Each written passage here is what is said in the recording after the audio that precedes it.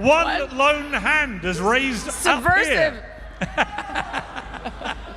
Actually, that is one more than I expected, I have to be honest. Really? Fuck no. Sorry.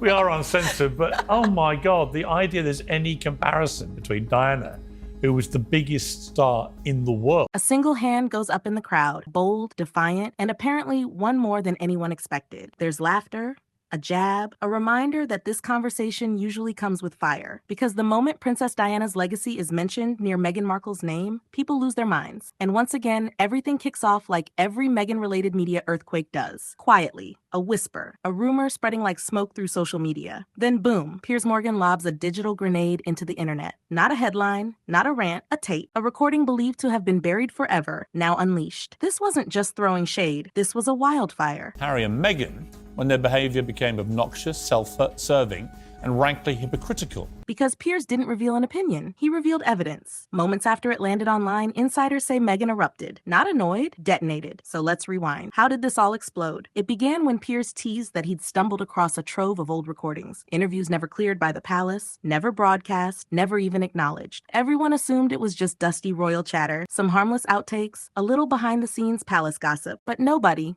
expected this. The footage was grainy, time-stamped, clearly authentic. There was a decision taken by the palace to stop Archie being a prince based on his potential skin color. Piers sits across from a hidden guest, voice disguised, face blurred. At first, unsuspecting, a staffer maybe? But then the sound sharpens, and a single line slices through the static. Her plan was always bigger than Harry, much bigger. 6 simple words, and the entire narrative around Meghan ignites like gasoline. Royal commentators, body language sleuths, YouTubers. It became digital forensic science overnight. Everyone wanted to identify that voice. And then Piers drops his twist. This interview was blocked from airing. That took the drama from piping hot tea to a Category 5 media hurricane. Bigger than Harry, Mexit 2.0, Pierce's Meghan, hashtags everywhere. Timelines flooded. Creators slowed the audio, matched tone frequencies. Every influencer with a ring light became an expert witness. By lunchtimes, by mid-afternoon, live reaction breakdowns. By dinner, global news alerts. But behind screens, something far more dramatic was boiling. Insiders claim Meghan completely lost her composure. Not irritated, full volcanic eruption. Because this clip didn't just embarrass her, it cracked her most important story. With the media, everything that she does, they basically lambast the whole thing. That she entered royal life humbly, simply in love. No power plays, no strategy. This footage suggested the opposite, and Meghan knew it instantly. Phones buzzed, lawyers summoned, PR teams assembled like emergency responders, screens lighting up the room like a war room. We stop this. We stop him. Reportedly Meghan's reaction. But Piers Morgan? He lives for moments like this. That evening he posted, "There's plenty more." Cue panic. Advisors called every media connection they had. PR managers spun into storm mode. Crisis lawyers drafted letters before breakfast. Meanwhile, the palace stayed silent, not defending, not condemning, just watching, probably amused, because the monarchy never forgets, never forgives, and they never interrupt when someone is digging their own hole. Journalists dove deep. Who was this voice? A fired staffer? An old friend? A Hollywood contact left behind? Then a chilling theory spread. The source was someone who witnessed her transformation. Oh, really? That feels odd to me.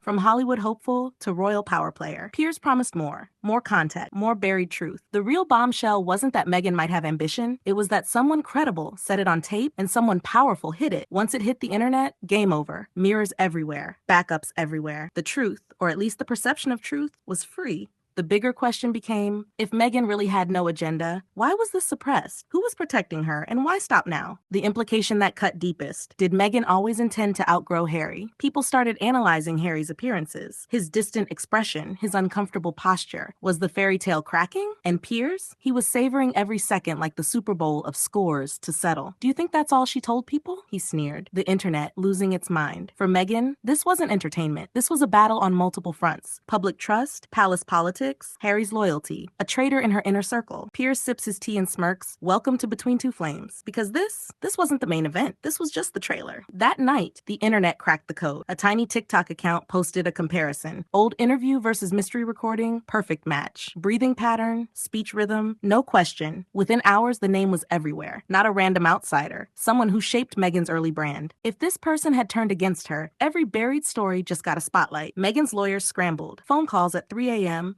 requests to networks and former associates. Piers shrugged on air. I didn't reveal anything. The public just has great ears. Then, clip number 2. No warning, no easing in. Her goal was never to join the royal family, but to outgrow them. 5 seconds of audio. Instant global meltdown. Meghan's team locked into full crisis containment. Search algorithms monitored. Damage control mode activated. The palace still silent, which somehow made it louder. Maybe they knew exactly what else was on those tapes. Media frenzy spread like wildfire. Even Meghan-friendly outlets backed away, sensing a shift in public winds. Was it ambition or a blueprint to build a global empire? Then, Trevor Engelson, her ex-husband. This is a 2-hour trash-a-thon of our royal family, of the monarchy, of everything the Queen has worked so hard for, and it's all been done. Unexpectedly entered the chat. He turned off Instagram comments and disappeared offline the same hour the clip dropped. If Meghan was panicking before, this pushed her over the edge. Sources confirm her team reached out immediately, not for kindness, for containment, because if one insider flips, others might follow. Piers smelled blood. We haven't even reached the real part of the interview. And the internet stopped breathing. At Meghan's Montecito mansion, chaos. Security pacing, lawyers arriving, lights on in every room. How do you fight a ghost from your past when the world wants to hear them speak? If Meghan always planned to outgrow the monarchy, then the damsel in distress narrative shatters. And Piers knows it. He closes the broadcast with one final warning.